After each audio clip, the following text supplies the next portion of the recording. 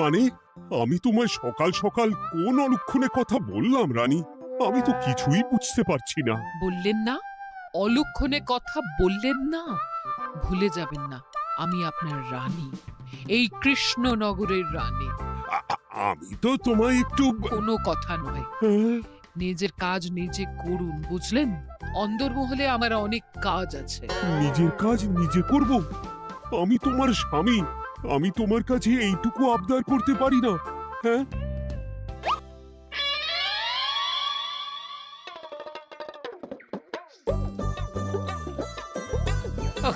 আজ গিন্নির সাথে বচসা করতে গিয়ে দেরি হয়ে গেল। মহারাজ আবার আমার দেরি দেখে রেগে না যান।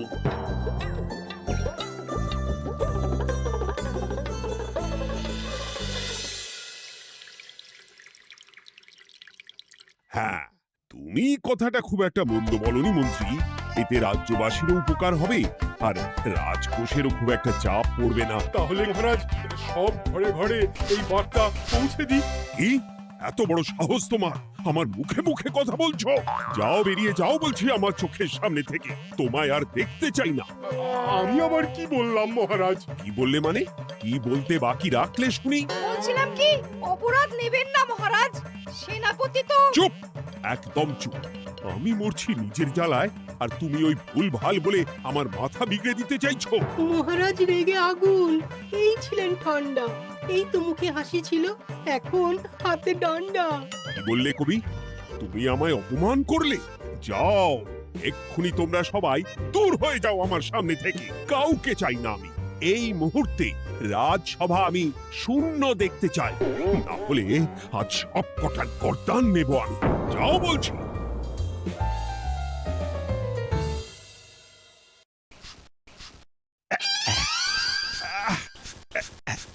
আহা, একটু শান্তি হলো।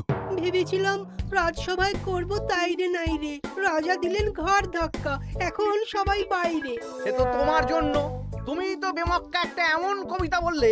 আহ, কেন এইভাবে চড়ছেন মন্ত্রী মশাই? দোষ তো আপনারও।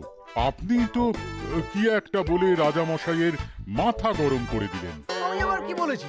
আরে মহারাজ তো সেনাপতির ওপর রেগে গেলেন।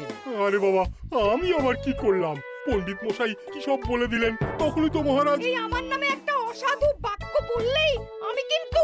এ কি কাণ্ড! কৃষ্ণনগর রাজসভার সভারত্নরা বাইরে বের হয়ে কি মহা হট্টগোল শুরু করলেন। মহারাজ সবাইকে একসাথে ঘাড় ধাক্কা দিয়েছে। ওরে বাবা, এতগুলো ঘাড়ে রাজামশাই একসাথে ধাক্কা দিলেন কিভাবে? আচ্ছা, দোষটা কে করলো? দোষ করেছে ও, দোষ করেছে ও। দোষ করেছে ও। দোষ করেছে ও।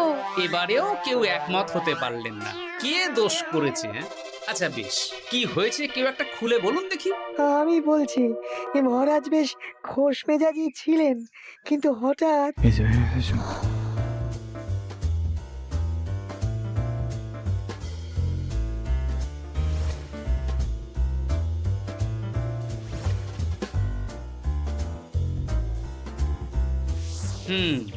এই কাণ্ড!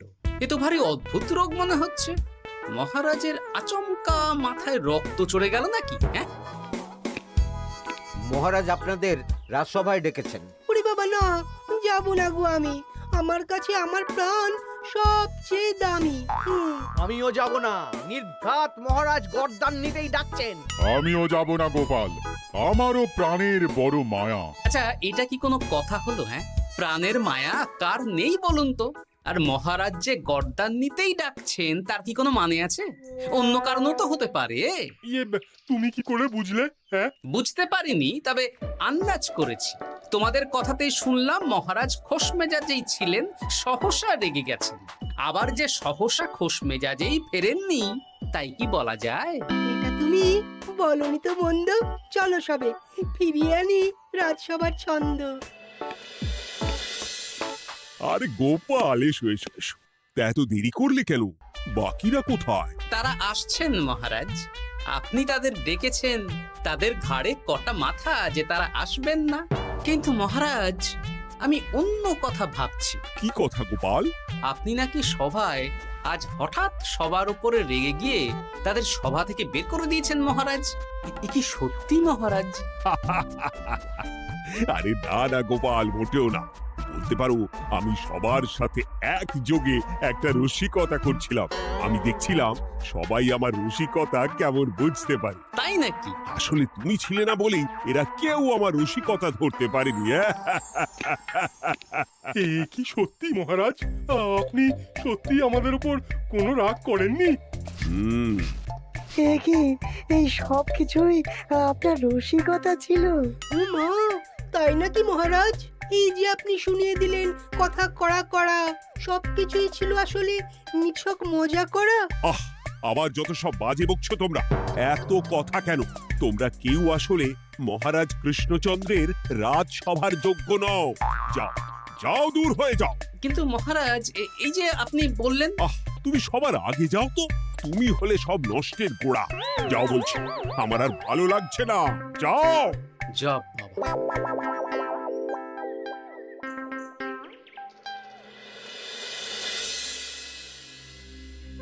কি বুঝছেন? না না না, আমি তো সবই ঠিক দেখছি রানীমা। হ্যাঁ, এটা ঠিক যে নারীর গতি কিঞ্চিত চঞ্চল বটে, তবে তা তো হতেই পারে। বাকি সবটাই ঠিকই আছে। তাহলে এমন হচ্ছে কেন? মহারাজ এইভাবে যখন তখন রেগে যাচ্ছেন কেন? আজ শুনলাম আপনাদের সভা থেকে দুবার বের করে দিয়েছেন, আবার ফিরিয়ে এনেছেন। হুম, হুম, হুম। আমি ওষুধ পাঠিয়ে দিচ্ছি, আর মহারাজের কিঞ্চিত বিশ্রামের দরকার। হ্যাঁ, তোমার মাথা আর আমার মুন্ডু। বলি, আমি বিশ্রাম নিলে রাজকার্যকে চালাবে শুনি তুমি, নাকি ওই অকর্মার ঢেকি মন্ত্রী? না মানে ওই আমি। যাও, আর আমার কথা বলতে ভালো লাগছে না। আমাকে একটু একা থাকতে দাও।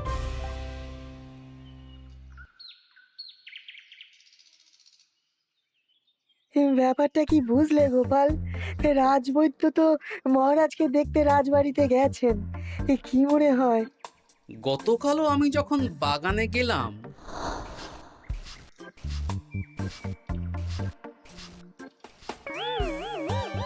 গোপাল, তোমার কি মনে হয় মহারাজকে কোন রোগে ধরেছে? এই রেগে যাচ্ছেন, আবার এই মাথা ঠান্ডা হয়ে গিয়ে ডেকে পাঠাচ্ছেন। আমি বলি কি গোপাল, তখন সবার সামনে বলিনি বটে, তবে এখন তোমার সামনে স্বীকার করতে বাধা নেই। কি কথা বিজ্ঞানী? মহারাজের এই রাগের কারণ হয়তো আমি। আমার মনে হয় আমার দোষেই উনি এরকম বারবার রেগে যাচ্ছেন। কেন? আসলে মহারাজ আমাকে একটা মাথা যন্ত্রণা সারার ওষুধ আবিষ্কারের দায়িত্ব দিয়েছিলেন, তো আমি অনেক চেষ্টা করেও সেই ওষুধটা আবিষ্কার করতে পারিনি। যেটা আবিষ্কার করেছি তাতে সেরকম কাজ হচ্ছে না। আমার মনে হয় ওনার মাথা ব্যথা থেকে এরকম হচ্ছে। সে যাই হোক, তুমি কিছু একটা করো গোপাল। মহারাজের অসুখ কিভাবে সারানো যাবে সেটা নিয়ে কিছু একটা ভাবো। ভাবতে তো হবেই। আজ সন্ধেবেলায় তুমি তোমার বাড়িতে বাকি সভাসদদের ডেকে আনো, আমি সমাধান সঙ্গে নিয়ে সময় মতো চলে আসবো। আচ্ছা বেশ, তাই হবে। আমি এখনই বাকিদের খবর দিয়ে দিচ্ছি। আর বিজ্ঞানী, একটু এদিকে এসো তো, একটা কথা আছে।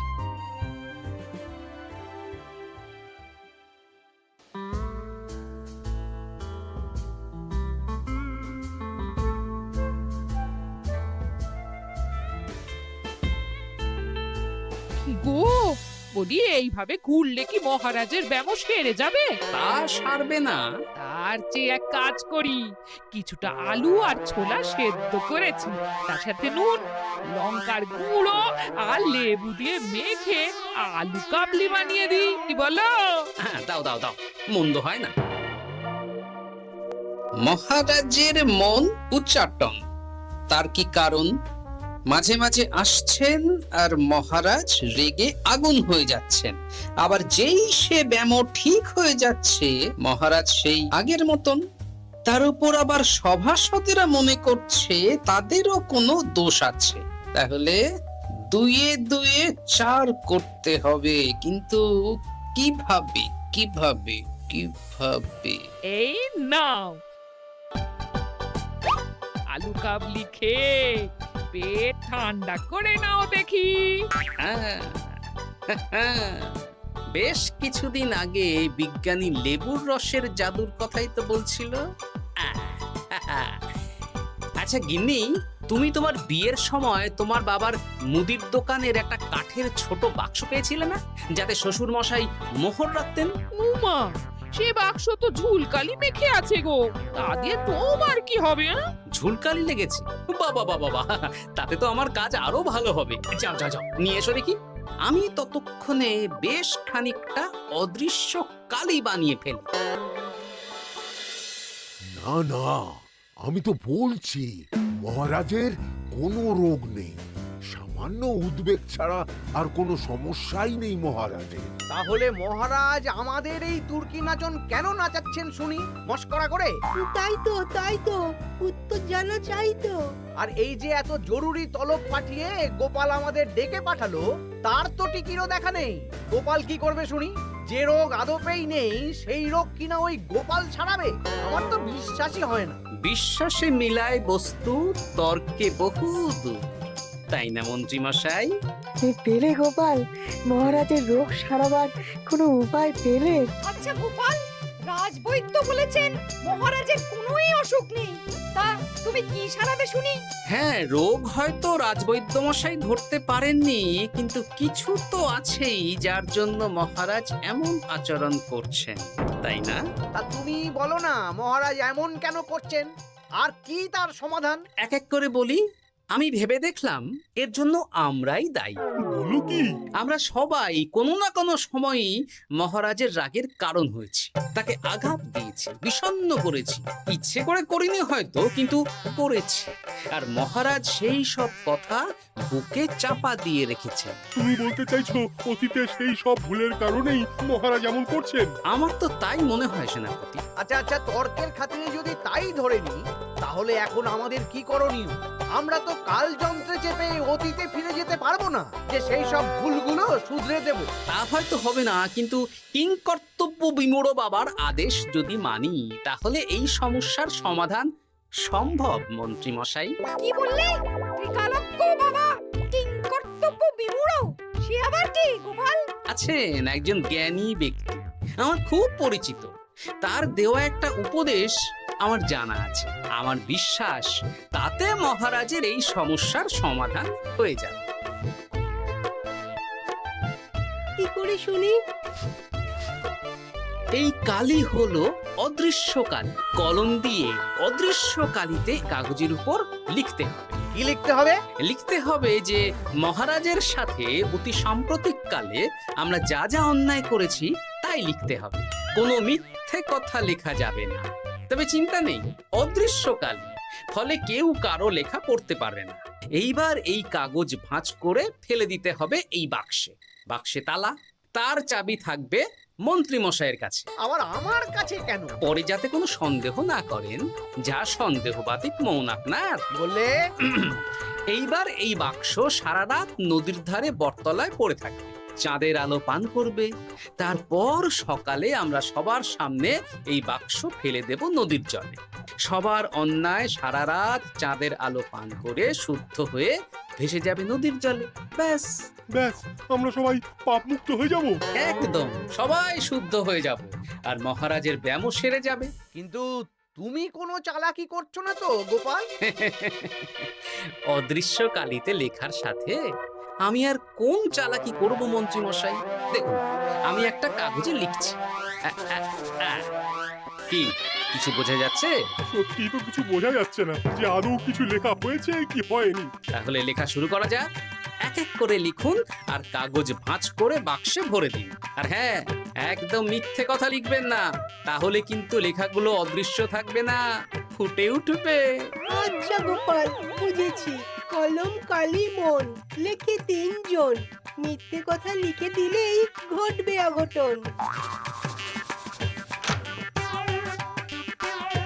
আমি বাক্সটা নদীর পাড়ে সঠিক জায়গায় রেখে আসব। তারপর কাল সকালে সবাই মিলে এই বাক্স ফেলে দেব নদীর জলে। ঠিক আছে?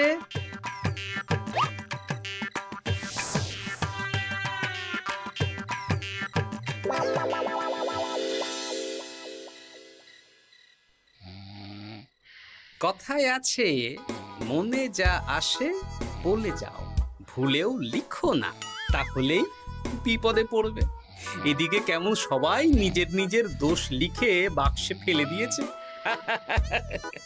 ভাগ্যিস আমি সবার লেখা কাগজগুলো রাতের অন্ধকারে বের করে আনলাম।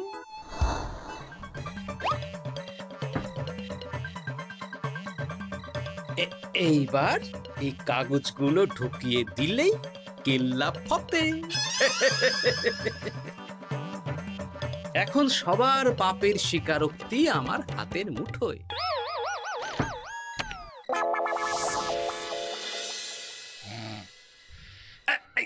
আরে, ও মা গো, ও বাবা গো, অগিনি বলি, নাক ডেকে তো ঘুমোচ্ছ, আমার পিঠটা একটু চুলকিয়ে দাও দেখি। ধ্যাত্তারি, এই জন্যই তো মাথাটা যায় গরম হয়ে। আরে, এই সহজ ব্যাপারটাই তো আমি বুঝতে পারিনি। মহারাজের অসুখ তাহলে এই। যাক, এই রাতের বেলাতেই একসাথে একটা ঢিল পেয়ে গেছি। এক ঢিলে মারবো 2 পাখি।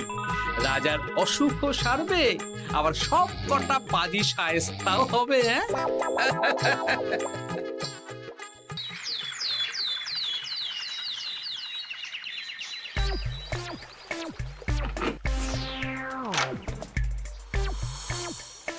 কি এইবার শান্তি হয়েছে তো মন্ত্রী মশাই? যেমন অদৃশ্য লেখা ছিল সেরকমই আছে তো? কিন্তু এতে কি মহারাজের রোগ সেরে যাবে? যাবে না মানে? মনে করুন সেরে গেছে।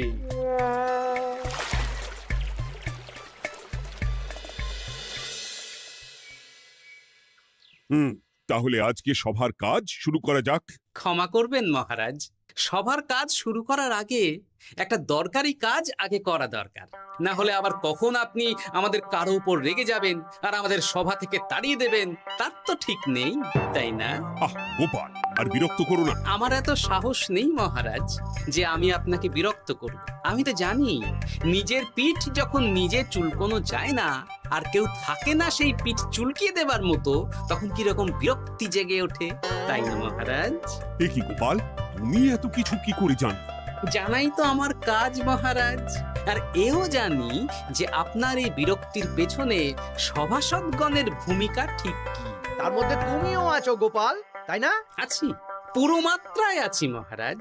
তবে হ্যাঁ, আমি কিন্তু তাই বলে রাজকোষের হিসেবে গোলমাল করে মহারাজের কোপের কারণ হইনি মন্ত্রী মশাই। এটা কি গোপাল আন্দাজে বলছে? না হলে কাল অদৃশ্য কালিতে আমি কি লিখেছি সেটা জানলো কি করে? আমি যা লিখেছি সেটাও কি গোপাল পড়ে ফেলেছে নাকি? যাকে পড়লেই বাকি, সব লেখা তো ওই নদীর জলে ভেসে গেছে। আমি যে লিখেছি তার প্রমাণ কি? তবে আর চিন্তা নেই মহারাজ, সমস্যার সমাধান হয়ে গেছে।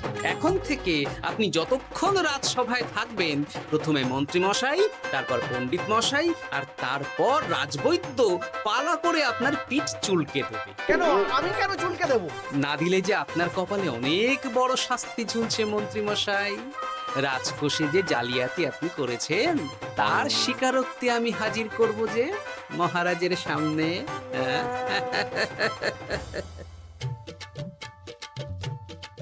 এই নিন মহারাজ, মন্ত্রী মশাইয়ের পাপের স্বীকারোক্তি। আপনি আগে মন্ত্রী মশাইয়ের লেখাটা পড়ুন, তারপর একে একে সকলের স্বীকারোক্তি দিচ্ছি। এ কি মন্ত্রী, তুমি রাজকোষ থেকে 500 মোহর চুরি করেছো, আর তার বদলে সেই হিসেব তুমি পুকুর পাড় বাঁধানোর খরচ হিসেবে দেখিয়েছো। এই সেরেছি, এটা ফুটে উঠলো কি করে?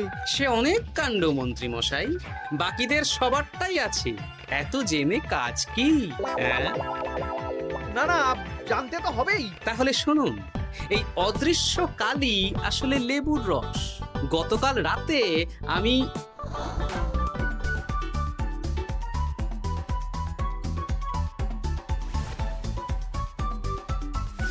এবার লেবুর রসে অদৃশ্য লেখা কেন বা কিভাবে ফুটে উঠলো সেটা বিজ্ঞানী বোঝাবে। লেবুর রসে লেখা আগুনের তাপে ধরলে ফুটে ওঠে, কারণ লেবুর রসে থাকা অম্ল কাগজের সাথে থাকা শ্বেত সারের সাথে বিক্রিয়া করে এবং তাপ পেলে সেই বিক্রিয়া দ্রুত হয়ে কাগজের শ্বেতসার রাসায়নিকভাবে পরিবর্তিত হয়ে গাঢ় রং ধারণ করে। অনেক দিন আগে বিজ্ঞানীর কাছে ব্যাপারটা জেনেছিলাম, আজ কাজে করে দেখালাম। এবার মন্ত্রী মশাই দেখুন, মহারাজের সেবা করা ভালো না তার বদলে চাবুক খাওয়া ভালো?